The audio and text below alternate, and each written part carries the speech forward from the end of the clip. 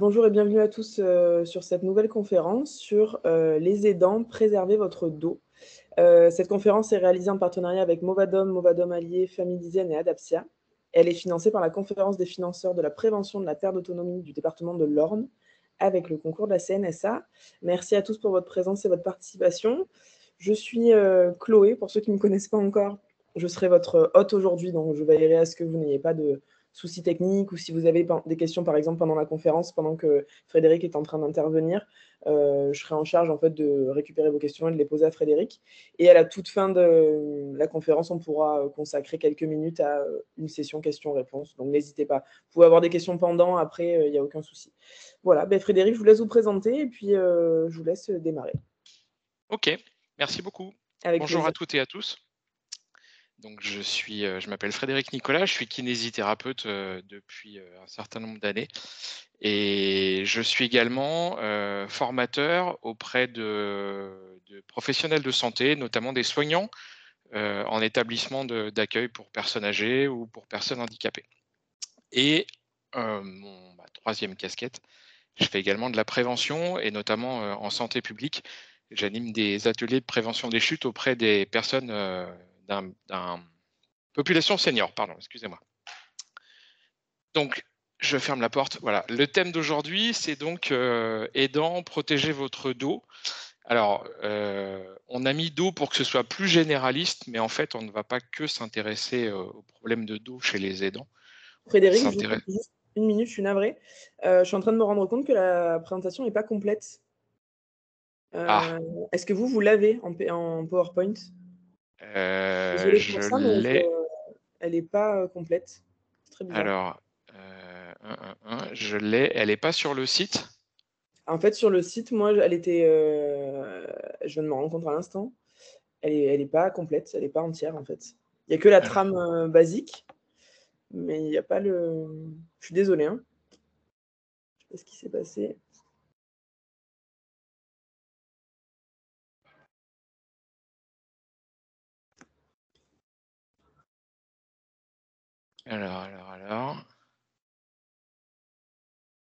moi, je l'ai sur le site. Alors, est-ce que je vais pouvoir vous la partager? Elle est téléchargée sur votre ordinateur ou vous l'avez Non, juste en ligne? je vais essayer de la télécharger. Télécharger une copie. Ouais, voilà, super. Voilà. Alors, Désolée, hein. Je sais pas pourquoi elle n'était pas.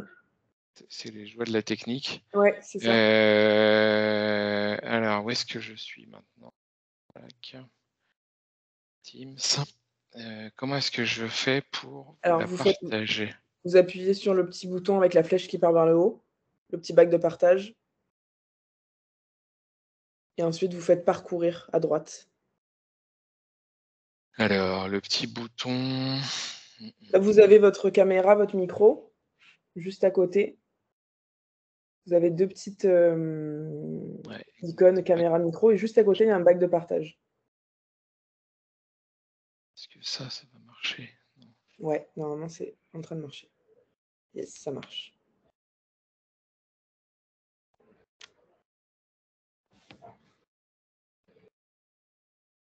Hop,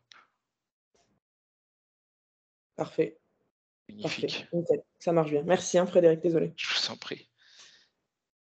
Alors, voilà, ça y est, c'est bon, on y est. Donc, je vous disais qu'on ne va pas s'intéresser uniquement aux problèmes de dos. Pardon, on va s'intéresser à un grand nombre de troubles musculo-squelettiques qui peuvent vous toucher, vous les aidants qui, aujourd'hui, on en est, je pense, plus conscient qu'avant. Vous êtes vraiment la colonne vertébrale invisible du système de santé et notamment du maintien à domicile. Pourquoi est-ce qu'on a décidé de faire cette visio aujourd'hui? C'est parce que, après être intervenu à plusieurs reprises et de nombreuses fois dans des services de soins et des services d'accueil pour personnes âgées ou handicapées, on s'est aperçu que on commençait vraiment à prendre conscience des problèmes qui pouvaient toucher les aidants, qui pouvaient toucher les soignants, pardon. Et moi, j'interviens aussi dans des services d'aide et d'assistance à domicile, donc les SAD, hein, les auxiliaires de vie, qui viennent certainement chez vous pour vous aider, pour vous donner un petit coup de main pour s'occuper de vos proches. Et je me suis aperçu que ces gens-là, c'était un petit peu les dernières roues du carrosse. Et en discutant avec elles, elles m'ont dit, ces filles, que encore plus, les gens qui étaient encore plus concernés, c'était vous, les aidants, parce que vous étiez vraiment livrés à vous-même et il n'y avait absolument aucun dispositif de prévention qui était mis en place pour vous. Donc c'est pour ça qu'avec Gwendoline, on a décidé de faire cette visio aujourd'hui. Comment est-ce qu'on va pouvoir vous aider? Comment est-ce qu'on va pouvoir vous sensibiliser aux problèmes qui peuvent, aux troubles musculo-squelettiques qui peuvent vous toucher? En fait, on va commencer déjà, enfin, je vais commencer par faire un petit rappel anatomique. Alors, je vous rassure tout de suite, ça va être très, très facile d'accès. L'objectif, c'est pas de vous faire de vous des professeurs en chirurgie orthopédique. Donc, on va commencer par ça. Et puis ensuite, je vais essayer de vous expliquer comment est-ce que vous pouvez prévenir les différentes parties de votre corps, quelles actions, quels mouvements, quelles postures vous pouvez prendre dans vos gestes de la vie quotidienne, dans vos manipulations des dents, dans votre parcours des dents, quels gestes vous pouvez adopter pour éviter de vous faire mal. Donc, on va attaquer tout de suite par alors pourquoi? Ça, je vous l'ai dit. Comment, en fait, il y a des règles physiologiques qu'il faut respecter. Il y a des postures qu'il faut respecter pour éviter de vous blesser. Il y a des manœuvres que vous pouvez faire pour essayer de détendre les muscles qui peuvent être en cause, qui peuvent être tendus.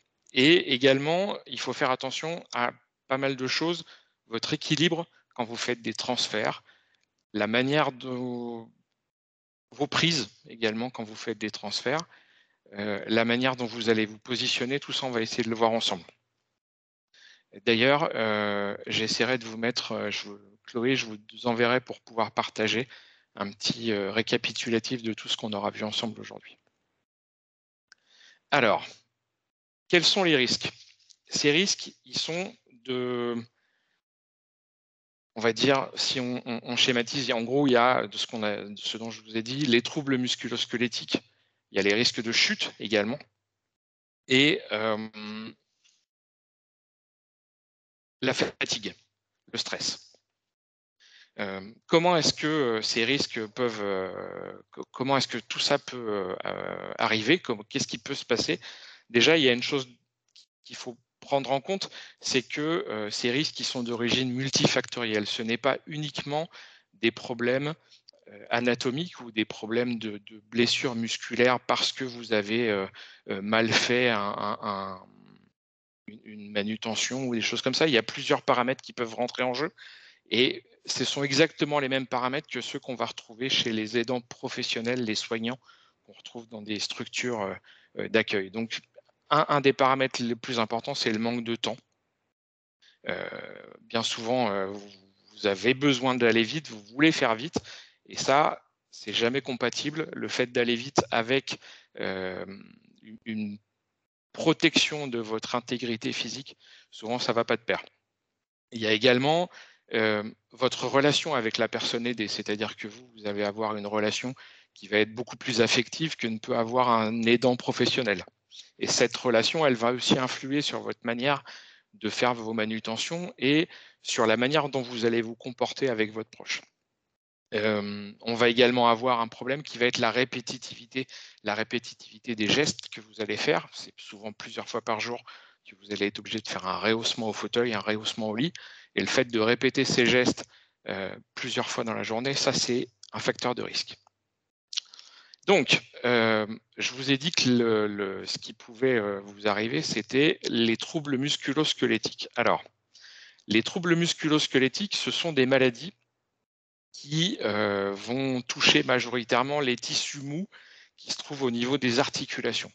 Les tissus mous qui sont au niveau des articulations, qui sont autour des articulations, c'est les cartilages, qui sont la surface de l'articulation. Ce sont également les muscles et les tendons qui passent autour de cette articulation. Ce sont les ligaments et la capsule articulaire. On peut également aussi avoir des atteintes au niveau des vaisseaux sanguins qui passent autour de ces articulations, voire même, dans certains cas, des nerfs. Si on prend par exemple alors la névralgie cervico-brachiale, qui est un bien grand mot pour décrire en fait une douleur que vous allez avoir au niveau du cou et qui va avoir une répercussion au niveau de la main. Ça, c'est typiquement c'est un trouble musculo-squelettique qu'on retrouve souvent chez les soignants et chez les aidants. Alors, dans ces troubles musculo-squelettiques, si on essaye de citer les plus fréquents, donc là, on a cité la névralgie cervico-brachiale, qui est un problème au niveau des cervicales à l'origine. On va également avoir tout ce qui va être problème au niveau des lombaires. Donc, en règle générale, on appelle ça une lombalgie. On va avoir plusieurs types de lombalgie. On va avoir le lumbago, qui est une lombalgie aiguë, quelque chose qui survient brutalement. On peut également avoir des sciatiques, qui là sont des lombalgies chroniques. Et une autre partie du corps qui est souvent touchée, c'est l'épaule, avec les pathologies de la coiffe des rotateurs. Je vous ai parlé tout à l'heure de différents troubles qui pouvaient vous toucher. Donc là, on a vu les troubles musculo-squelettiques. Il y a également la fatigue et l'épuisement, qui est une chose qui est fréquemment retrouvée chez les aidants. Et alors, moi, en tant que kinésithérapeute, je ne suis pas forcément apte à traiter ce genre de problème, mais je vous invite très fortement, si vous le pouvez, à vous rapprocher d'une psychologue ou d'une sophrologue que vous pouvez trouver dans les services de soutien aux aidants, qui peut vous faire beaucoup de bien. Et je vous ai également parlé des chutes, les accidents, qu'on retrouve qu'on retrouve aussi bien souvent chez les aidants. Donc ça, c'est pareil, ça va être des chutes quand vous allez vouloir aider votre proche à marcher, ça va être une chute que vous pouvez faire en faisant un transfert avec lui ou avec elle. Ça, c'est quelque chose qui est souvent décrit et qui est fréquemment décrit. Si on essaye maintenant de se rapprocher je vais vous faire un petit rappel anatomique, une petite sensibilisation sur les zones du corps qui sont fréquemment touchées par ces troubles musculo-squelettiques ou ces accidents traumatiques. Donc, en règle, on a 3 grandes zones qui sont touchées par les troubles musculo-squelettiques. C'est ce que vous voyez sur votre gauche, ça c'est une colonne vertébrale. Donc j'en ai une autre avec moi juste ici. Je ne sais pas si on la voit bien à l'écran.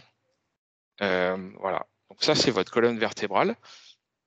Cette colonne vertébrale, elle est divisée en 3 zones. On a ici à ce niveau-là la zone cervicale, ce qu'on va appeler communément le cou, tout simplement. Ensuite, ça c'est une partie qui est très mobile et qui est souvent zone de problème chez les aidants, parce qu'il y a énormément de mouvements qui se font à ce niveau-là, et ce sont des vertèbres qui sont de petite taille, donc ce n'est pas forcément très stable. Cette partie ici, c'est l'étage thoracique, donc ça correspond à votre cage thoracique. Ici, on devrait avoir normalement de chaque côté les côtes qui s'insèrent, qui viennent s'articuler avec les vertèbres. Et enfin, dans le bas du dos, vous avez l'étage lombaire. L'étage lombaire, c'est aussi un étage qui est souvent source de problèmes importants. Alors, j'ai fait un petit truc. Clac. Clac. Voilà. Pour schématiser, ça, ce sont 3 vertèbres qui sont empilées. Si vous regardez, ces 3 vertèbres, elles sont articulées entre elles par au niveau de 2 zones. Vous avez à l'avant le corps vertébral qui va s'articuler en dessous et au-dessus avec le disque intervertébral qui est représenté en vert ici. Sur la partie arrière de la vertèbre, vous avez des surfaces articulaires qui sont de forme opposée et qui vont venir se poser l'une sur l'autre. Entre chaque vertèbre, les mouvements sont très limités. Il y a très peu d'angles de mobilité au niveau de chaque vertèbre. Le fait d'avoir beaucoup de mobilité au niveau de la colonne vertébrale, au niveau du tronc, vient du fait que vous additionnez les mobilités au niveau de chaque vertèbre, au niveau de chaque étage. Et c'est cette addition de mobilité au niveau de chaque étage qui fait que vous arrivez à avoir des amplitudes importantes. La partie la plus sensible, ouais, c'est bien, c'est le disque intervertébral. C'est ce qu'on voit en vert à l'avant de la vertèbre. Ce disque intervertébral, il est en deux parties. Il y a une partie centrale qui est un noyau gélatineux et vous avez une partie périphérique qui est fibreuse, qui est donc plus rigide que le disque. Imaginez que ce disque, si on devait le comparer à quelque chose, on le comparait à un bon vieux 33 tours ou à un bon vieux 45 tours, un disque vinyle. Vous avez au centre le nom du chanteur avec le nom de la chanson, et tout autour, vous avez la partie fibreuse. Donc le centre, c'est le noyau, et tout autour, la partie noire, c'est la fibre. Quand vous voyez cette forme, cet empilement de vertèbres, vous pouvez bien sûr comprendre que à chaque fois que vous allez faire un mouvement, que ce soit vers l'avant ou vers l'arrière, que ce soit vers la droite ou vers la gauche, vous allez modifier la contrainte au niveau du disque intervertébral. Si je vous le montre sur moi, je vais même vous le montrer sur ma magnifique colonne. Quand vous allez vous pencher en avant, quand vous allez faire une flexion en avant, vous voyez que au niveau de la partie lombaire, l'étage lombaire qui se trouve ici, vous allez augmenter la contrainte sur le disque. La répétition de ces contraintes vers l'avant sur le disque fait que vous risquez de fissurer la partie fibreuse du disque et à force d'appuyer, vous allez faire bouger le noyau, ce qu'on appelle le nucleus pulposus en termes savants. Vous allez faire bouger le noyau et ce noyau, il va migrer à force d'être poussé en avant, d'avoir plus de contraintes sur l'avant de la vertèbre, pardon. Ce noyau, il va venir migrer vers l'arrière, il va sortir de la partie fibreuse qui a été fissurée et il va venir, je ne sais pas si on voit bien ici, ça c'est un noyau de disque qui sort du disque, il va venir irriter la racine nerveuse qui sort entre chaque vertèbre. Et là, vous venez de vous faire une sciatique.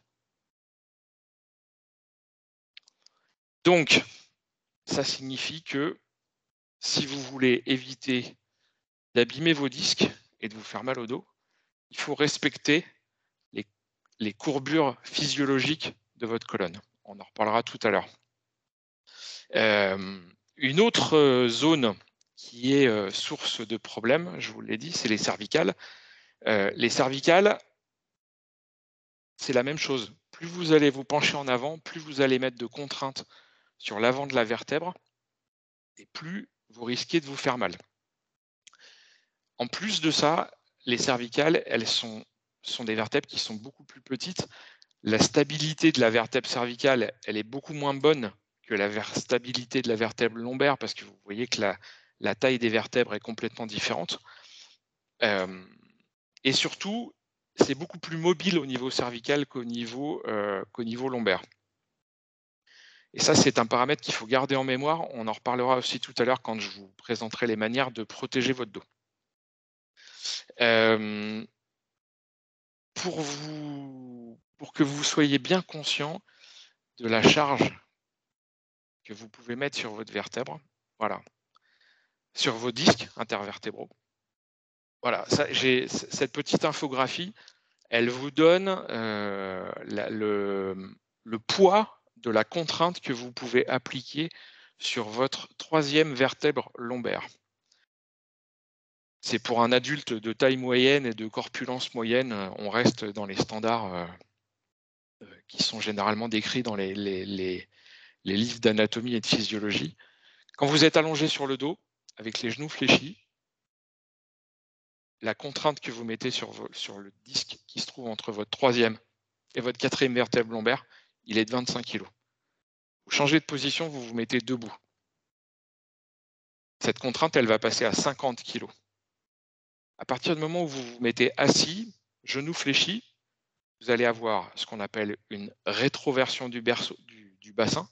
Vous allez gommer, vous allez effacer votre courbure lombaire qu'on a tous, hein, qui est une courbure vers l'arrière. Au niveau lombaire, votre colonne, elle est creuse vers l'arrière. La contrainte, elle passe à 140 kg.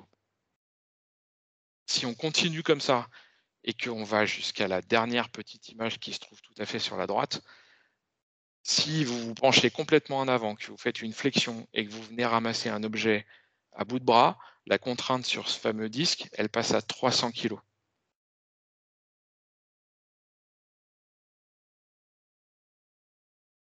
Donc, on va passer tout de suite à l'étape suivante. Comment est-ce qu'on peut faire pour prévenir, pour éviter de se faire mal? Déjà, la première chose à faire, c'est de connaître et de comprendre le risque que vous pouvez encourir en faisant les choses de manière pas forcément très adaptée. Ça, c'est ce qu'on a fait juste avant. Vous avez bien vu que en mettant plus de poids, en prenant des positions qui n'étaient pas bonnes, la contrainte, elle augmente de façon exponentielle. La seconde manière de prévenir, c'est de savoir évaluer le risque. Alors, ici, c'est pas du tout l'objectif de cette visio, c'est pas du tout de vous prendre un par un et de faire un bilan personnalisé de ce que vous pouvez changer ou améliorer. Il y a des choses il y a des gens qui savent faire ça très bien, notamment les ergothérapeutes, hein, du réseau Adaptia, qui peuvent se déplacer chez vous. Mais il faut que comment je vais vous dire ça? Alors, il faut que vous sachiez, vous, reconnaître vos propres faiblesses.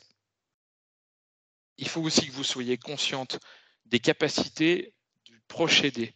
Plus vous allez solliciter le proche aidé, plus vous allez lui demander de participer au transfert, participer aux gestes de la vie quotidienne, plus vous allez vous économiser. Je me souviens d'une de mes stagiaires dans une formation, dans une maison de retraite. Je me souviens, elle avait une phrase qui était très très intelligente. C'était, elle nous avait dit, le meilleur des transferts, c'est celui qu'on ne fait pas. La meilleure des manutentions, c'est celle qu'on ne fait pas. Pour vous, c'est exactement pareil. Plus vous allez solliciter votre proche, plus vous allez le faire participer dans les transferts, dans les manutentions. Déjà, d'une, lui, ça lui permet de maintenir son autonomie. Et de deux, pour vous, c'est beaucoup moins fatigant et beaucoup moins traumatisant. Et dernier paramètre de cette prévention, ça va être de tenter de diminuer, d'atténuer, voire même, pourquoi pas dans certains cas, de supprimer le risque qui peut être source de TMS, qui peut être source de chute, qui peut être source de troubles au niveau de votre intégrité physique. Donc, il va falloir qu'on voit ensemble comment est-ce que vous pouvez vous protéger, quelles zones anatomiques vous allez avoir besoin de protéger. Donc, par exemple, zone anatomique à protéger, ça va être la protection de la colonne lombaire. Autre zone anatomique à protéger, la zone cervicale. Il faut également prévenir les risques au niveau des épaules, au niveau des poignets. Il faut également faire une prévention au niveau de votre équilibre, parce que l'équilibre est très important quand vous allez avoir besoin de faire des transferts, de faire des manutentions. C'est une part importante du risque. Ça, je vais vous expliquer, on va voir ensemble comment est-ce qu'on peut faire pour prévenir les chutes et prévenir l'équilibre. Prévenir, on l'a vu, l'autonomie de la personne aidée. Voilà, tout ça c'est très important et on va le voir ensemble. Alors, protection de la colonne lombaire. Pour prévenir les risques au niveau de la colonne lombaire, ce qu'il faut, c'est que vous gardiez, je vous ai dit tout à l'heure, il faut que vous gardiez il faut conserver les courbures physiologiques de votre colonne, de votre rachis. Au niveau de la colonne lombaire, on a ce qu'on appelle une lordose lombaire. c'est-à-dire que votre colonne, l'empilement de vos vertèbres va être concave vers l'arrière. Si vous mettez votre main dans votre dos, au niveau lombaire, vous vous rendez compte, vous sentez qu'ici, au niveau des reins, vous avez un creux. Et ben, pour conserver, pour protéger votre colonne lombaire quand vous allez faire des transferts, quand vous allez faire des manutentions, mais même, je dirais, quand vous allez faire vos gestes de la vie quotidienne, quand vous allez aller sortir vos courses de votre caddie, quand vous allez prendre un pack d'eau pour le mettre dans votre caddie, tout ça, c'est valable pour tous ces gestes de la vie quotidienne. Il faut à tout prix que vous conserviez ce creux au niveau des reins. Donc, comment est-ce qu'il faut faire pour conserver ce creux au niveau des reins? La première chose, c'est de basculer votre bassin. Si vous basculez votre bassin quand vous avez besoin de faire une manutention, quand vous avez besoin de porter quelque chose, vous allez bloquer votre colonne lombaire. Pour pouvoir mettre votre bassin dans la bonne position, ce qu'il faut, c'est que vous ayez un déverrouillage des genoux. Il faut que vos genoux soient légèrement fléchis. Si vous êtes dans cette position-là, les genoux légèrement fléchis, vous pouvez réussir à conserver cette lordose lombaire. Quand vous allez avoir besoin de porter quelque chose, bien souvent, on voit les gens qui vont inspirer, bloquer la respiration et qui vont faire leurs gestes. Ça, c'est un mouvement, c'est une habitude qui est, à mon avis, à proscrire, pour la bonne et simple raison, c'est que vous risquez de faire énormément de dégâts au niveau de votre abdomen. Imaginez votre abdomen, c'est comme un ballon de baudruche. C'est un ballon de baudruche qui est gonflé. Ce ballon de baudruche, il va être comprimé en haut par votre diaphragme, il va être comprimé devant, sur les côtés, par vos abdominaux, et il va être comprimé en bas par votre périnée, et derrière par vos vertèbres. Quand vous allez, si vous voulez porter quelque chose, si vous voulez faire un geste qui demande beaucoup de force, qui vous demande un effort musculaire important, et que vous gonflez vos poumons, que vous bloquez la respiration, votre abdomen, il est encore plus comprimé, la pression à l'intérieur de votre abdomen, elle est énorme. Ouais, en fait, si on reprend l'exemple du ballon de baudruche, cette pression à l'intérieur du ballon de baudruche, elle ne peut pas tenir éternellement. Un ballon de baudruche, ça éclate, et ben votre abdomen, il peut faire exactement la même chose. Alors, ça ne va pas éclater, vous allez pas, ça ne va pas se répandre partout dans le salon, hein, vous inquiétez pas. Mais par contre, vous risquez de vous faire une hernie, et ces hernies, elles arrivent où? Elles arrivent soit au niveau abdominal, soit au niveau de votre diaphragme. Vous pouvez vous faire une hernie diaphragmatique. Vous pouvez avoir un problème de fuite urinaire et vous pouvez vous faire la fameuse hernie discale parce qu'en fait, votre ballon de baudruche, il va venir pousser sur votre colonne vers l'arrière et on revient exactement à ce que je vous ai expliqué tout à l'heure. Si on pousse vers l'arrière et qu'on met trop de pression, on risque de se faire une hernie discale. Donc, je le répète, on bloque ici, on garde la courbure lombaire, on déverrouille légèrement les genoux et vous allez, en même temps que vous allez faire votre geste, vous allez souffler. Comme ça, vous diminuez la pression au niveau de votre abdomen et vous diminuez le risque. Vous avez vu tout à l'heure, je vous ai montré sur la petite, voilà, sur cette infographie-là, sur la dernière partie qui se trouve tout à fait à droite. Si vous allez chercher quelque chose comme ça, vous avez 300 kg de pression sur votre disque. Pour éviter de faire ça, ce qu'il faut, c'est que vous gardiez votre colonne lombaire dans sa position anatomique. Il faut que vous gardiez votre colonne lombaire creusée. Donc, si vous devez aller chercher quelque chose au sol, On plie les genoux, on écarte les pieds, on vient mettre la charge entre les pieds. Frédéric, il y a Ouais, voilà, Sandrine demandait à ce que vous baissiez la caméra. Merci. là, c'est mieux. On vient mettre la charge entre les pieds et on descend. On garde la colonne lombaire creusée, les bras tendus, parce que si vous pliez les bras, c'est pas bon. Et on pousse avec les jambes. Ça aussi, c'est le plus important. Les muscles du dos, ils ne sont pas suffisamment forts pour pouvoir vous aider à vous relever. Vous allez être obligé de dépenser trop d'énergie et le risque est beaucoup trop important. Les muscles les plus forts que vous pouvez utiliser pour faire une manutention, pour porter quelque chose, et donc pour protéger votre colonne lombaire, c'est les muscles des jambes, les muscles des cuisses. Les quadriceps, les ischio-jambiers. Si vous avez besoin d'aller chercher quelque chose au sol, on ne se penche pas vers l'avant, on plie les genoux, on pousse avec les jambes.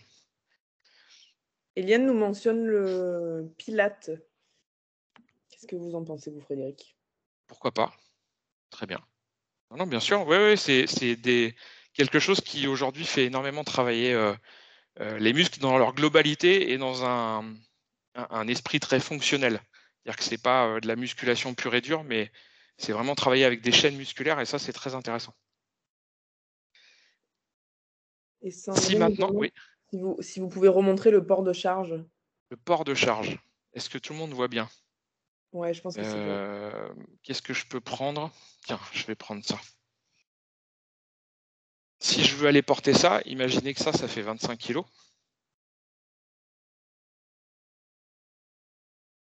Je garde toujours ma colonne lombaire creusée. Je vais venir mettre ma charge entre mes pieds. Je vais plier mes genoux. Je regarde toujours loin devant moi et en bas. Je ne regarde pas par terre parce que sinon je mets ma colonne cervicale en danger. Et je viens chercher ma charge et je remonte. C'est bon pour tout le monde?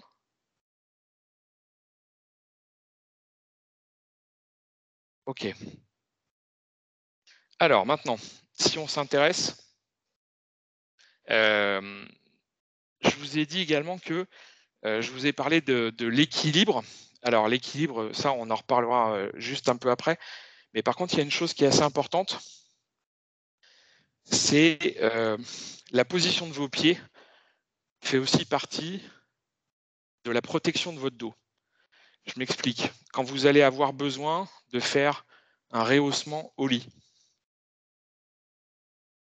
si vous partez comme ça et que vous poussez comme ça, vous allez utiliser énormément d'énergie et vos muscles ne sont pas du tout, vos groupes musculaires ne sont pas faits pour faire ce mouvement-là.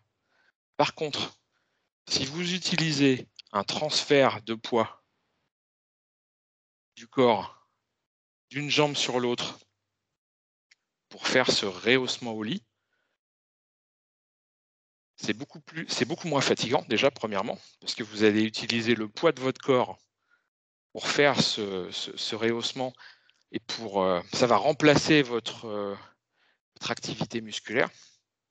Et deuxièmement, vous n'avez pas besoin non plus de faire de rotation au niveau du bassin. Et donc, pas de rotation au niveau du bassin, c'est pas de rotation au niveau de la colonne lombaire. On est dans la même position, dans la même geste, la même posture que tout à l'heure. On garde le dos bien creusé. On part avec tout le poids sur la jambe qui est la plus en arrière de votre proche que vous voulez rehausser au lit. Et on vient mettre tout le poids sur la jambe avant.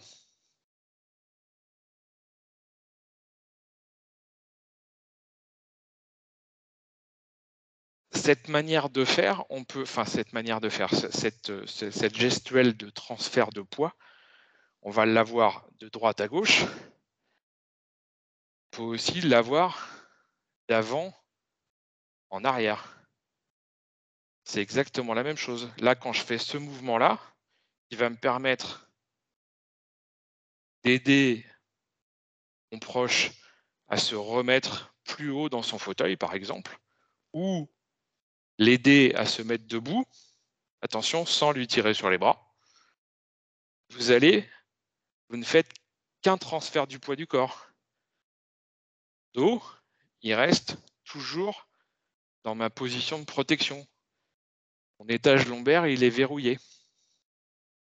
Donc ça, c'est aussi très important. Je vous le remettrai dans le petit document que je vous transmettrai via Movadom. Plutôt que de vouloir faire des grands mouvements et aller déplacer des montagnes en faisant des efforts importants, utilisez le poids de votre corps. Ça ne vous coûtera rien du tout en effort physique, ou très peu. Maintenant, au niveau de la colonne cervicale, comment est-ce qu'on peut faire pour protéger la colonne cervicale? Alors, est-ce que j'ai fait une petite... Voilà. Votre colonne cervicale, le risque, il est important quand vous allez l'emmener en flexion. Voilà. Là, dans cette position-là, je risque de me faire mal.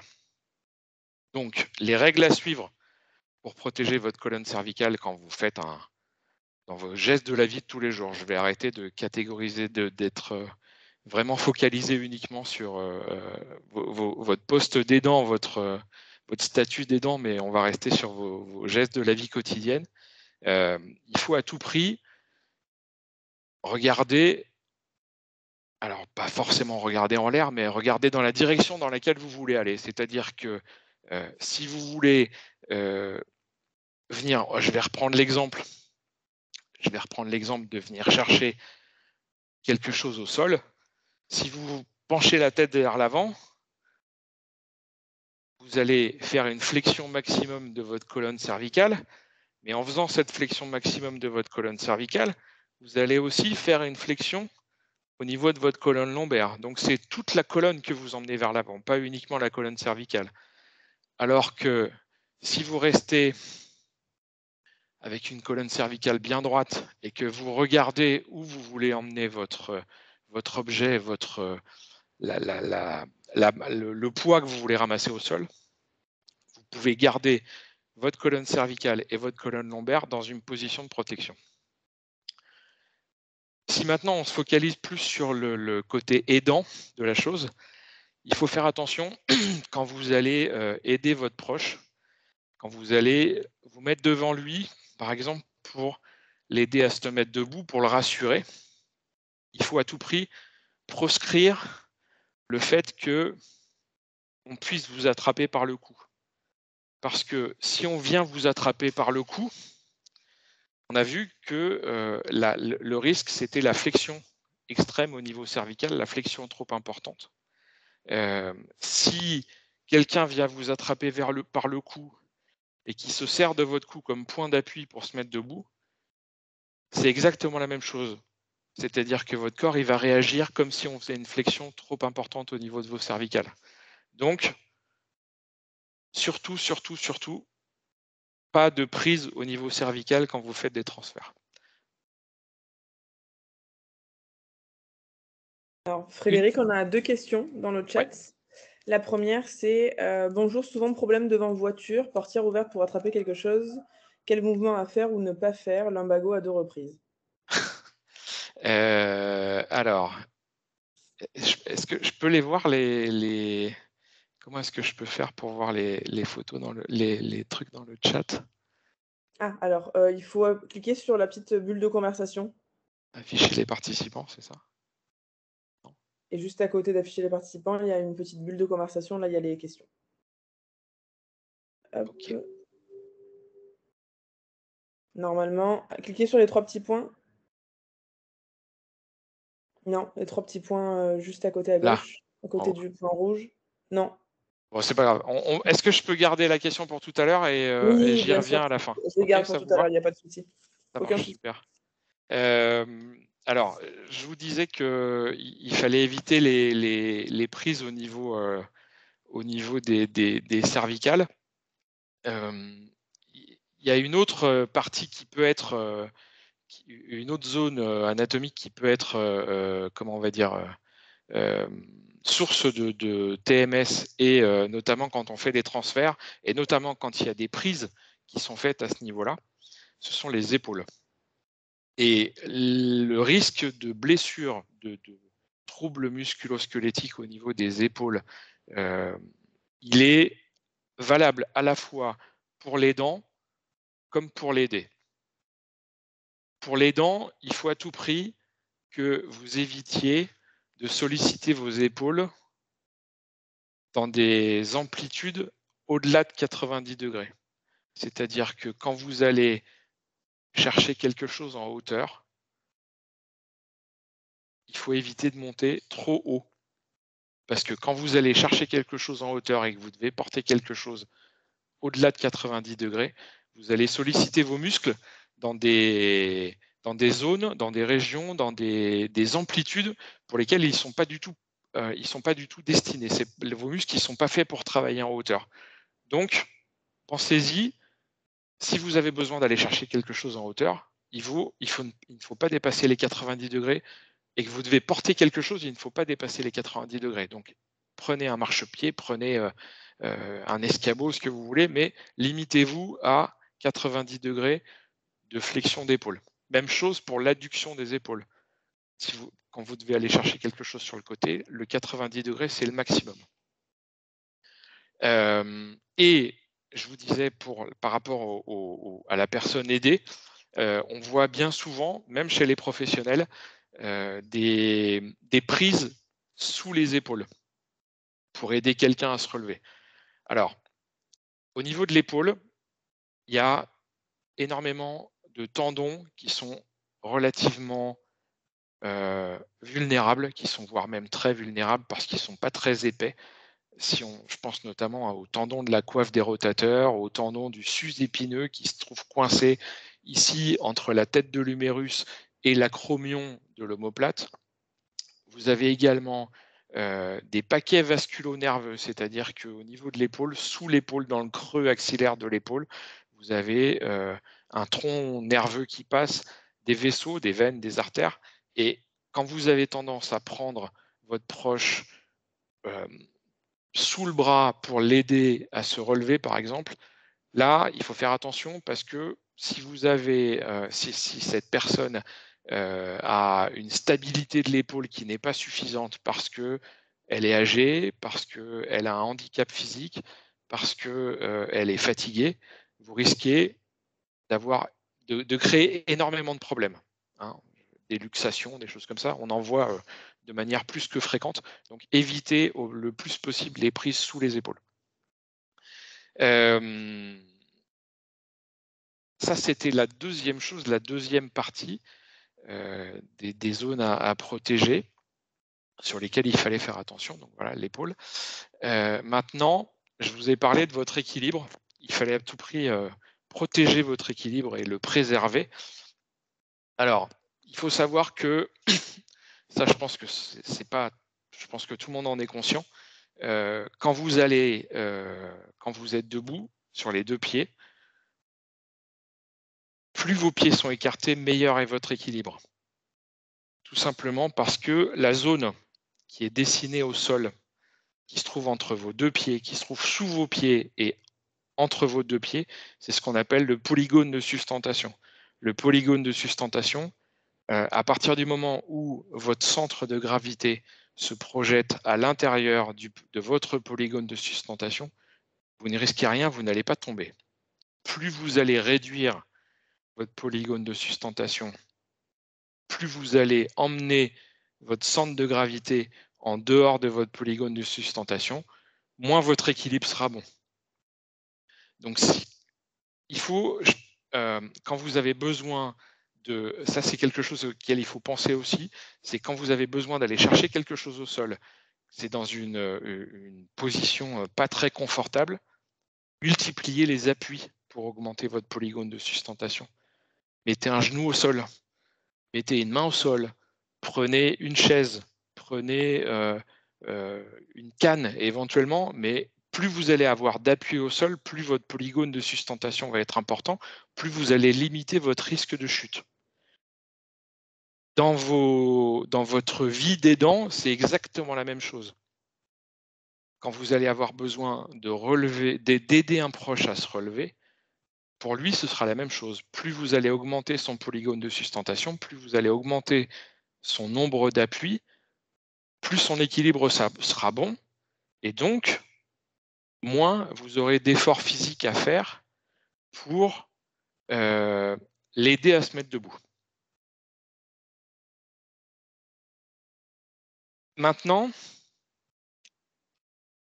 ce que je voudrais aborder avec vous, ce sont toutes les aides techniques, parce que bien souvent, au domicile, c'est des choses qui ne sont absolument pas privilégiées. On retrouve énormément de matériel pour faciliter le travail des soignants dans les structures de soins, mais chez les particuliers et chez les gens qui sont maintenus à domicile, malheureusement, il y a très peu de matériel, il y a très peu d'aides techniques qui sont mises en place.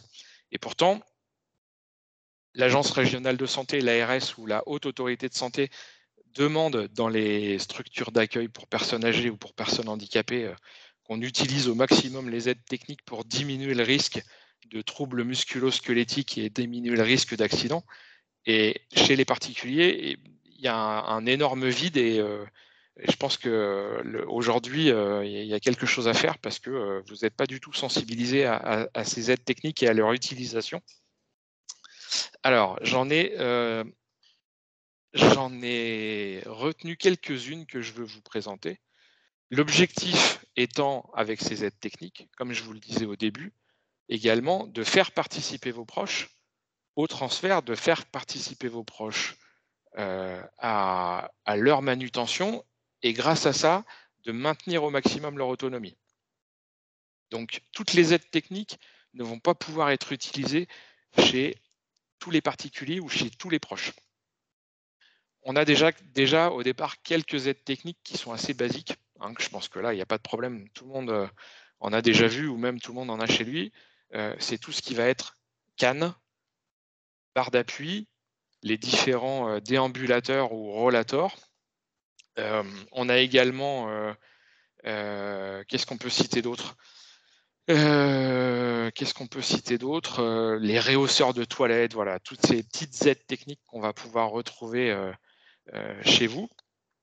Ça, je pense que tout le monde les connaît et tout le monde les utilise. Ensuite, on va avoir le lit médicalisé. Le lit médicalisé, c'est la première aide technique qu'on devrait retrouver chez les personnes qui sont maintenues à domicile, qui restent à domicile avec un aidant familial, parce que ça ne peut que vous faciliter grandement la vie, y compris pour votre proche, y compris par la personne qui est aidée, parce que c'est vraiment quelque chose qui va lui permettre de mener une vie, de faire énormément de gestes tout seul, de faire énormément de manutention, de transfert tout seul, grâce aux différentes positions, aux hauteurs que vous pouvez donner au matelas et tout ça, et surtout grâce ici à la potence perroquet. Ça, c'est quelque chose qu'on peut, qui est très facilement et qui est très souvent mis en place. Ensuite, on peut utiliser aussi quelque chose que vous, à mon avis, vous ne connaissez peut-être pas, c'est le drap de glisse. Le drap de glisse, c'est un drap qui est à deux faces, qui est en deux feuillets, et qu'on va pouvoir glisser sous la personne aidée. Alors, il existe des modèles avec ou sans lanière sur les côtés. Et ça, c'est quelque chose qui est très efficace pour faire des rehaussements au lit, parce qu'en fait, les deux feuillets glissent l'un sur l'autre, ça supprime tous les frottements, une grande partie des frottements, et en fait, ça vous permet presque tout seul d'arriver à remonter quelqu'un, même de corpulent, dans son lit. Après le drap de glisse, toujours pour les transferts et les manutentions, on a ce qu'on appelle les sangles. Les sangles alors ici sur votre gauche, pardon, vous avez une sangle de rehaussement. Alors la sangle de rehaussement, c'est quelque chose qu'on peut utiliser avec le drap de glisse. En plus du drap de glisse, vous allez fixer un des côtés de la sangle à un point fixe. Donc si vous avez un lit médicalisé, c'est très facile parce que bien souvent, il y a soit la potence, soit le cadre du lit qu'on peut utiliser comme point fixe. Vous venez glisser cette sangle sous les fesses de la personne aidée qui aura plié ses genoux, et avec l'autre partie, avec l'autre poignet de la sangle, vous allez venir, en vous mettant au niveau de la tête, tirer sur la poignée en faisant un transfert du poids du corps, et avec la sangle plus le drap de glisse, vous arrivez à remonter quelqu'un dans son lit sans aucun problème, et en ayant un effort physique qui est très très réduit. Sur votre droite, je vous ai rajouté une sangle sur la droite de la diapo, je vous ai rajouté une sangle de transfert. Alors, cette sangle de transfert, elle peut être utilisée de deux façons. Soit vous mettez la sangle, enfin, le fabricant la présente comme utilisable de deux façons. Soit la sangle elle est mise sur le procédé, soit la sangle est mise sur les dents. Moi, je préfère de loin qu'elle soit mise sur le procédé. C'est beaucoup plus facile. Donc, c'est une sangle sur laquelle vous avez des poignées qui vont vous permettre d'avoir des prises beaucoup plus fortes et beaucoup plus sûres pour faire les transferts, plutôt que d'être obligé d'aller attraper par la ceinture, par le pantalon. Là, vous avez des prises qui sont très très fiables, et ça risque pas de glisser, et vous risquez pas d'une part de faire chuter votre proche, deuxièmement de vous faire mal aux mains et de vous faire mal aux poignets, et troisièmement que si elle est sur le proche plutôt que sur vous, vous n'aurez pas mal au dos, parce que c'est pas le proche qui va s'agripper à vous pour se mettre debout. Ensuite, alors ça c'est pas mal aussi, c'est ce qu'on appelle un guidon de transfert. Alors ça, je suis quasiment certain que vous n'en avez pas chez vous, et qu'il y en a très très peu qui sont mis en circulation chez les personnes qui sont maintenues à domicile.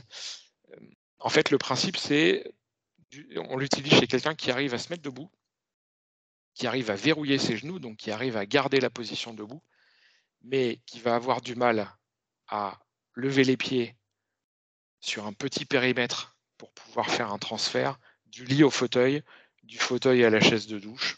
Voilà, tous ces petits transferts où on a besoin de se lever, de se mettre debout, de tenir debout pendant 30 secondes, une minute, et de venir se rasseoir. Ben ça, c'est extrêmement utile. Donc ça, c'est un guidon de transfert. En fait, la personne va se mettre debout en mettant les pieds sur les formes qui se trouvent ici, là, et le guidon pivote, et donc c'est vous qui faites pivoter le guidon une fois que la personne est debout, et ce qui va lui permettre de faire son demi-tour pour venir s'asseoir et se changer de place. Ensuite, on a également, alors ça déjà, on est sur des aides techniques qui sont destinées à une population qui a moins d'autonomie. Vous voyez là, sur la gauche, on est sur un lève-malade électrique, un verticalisateur électrique même. Vous remarquerez que autant sur un guidon de transfert, c'est le proche aidé qui va se mettre debout tout seul, autant sur un verticalisateur électrique, c'est le verticalisateur qui va mettre debout le proche aidé. Donc déjà, on est sur un degré d'autonomie qui est beaucoup plus bas, qui est une moins bonne autonomie de la personne. Et sur la droite de la diapo, vous avez là carrément un lève-malade électrique. Ça, c'est les gens qui ne sont pas capables de se mettre debout, ou qui n'ont pas l'appui. Et on utilisera ça pour faire les transferts. Je pense que les lève-malades électriques, il y en a peut-être un petit peu plus en circulation chez les gens qui sont maintenus à domicile. Et ben voilà, on est arrivé au bout de notre présentation. Merci beaucoup de m'avoir écouté.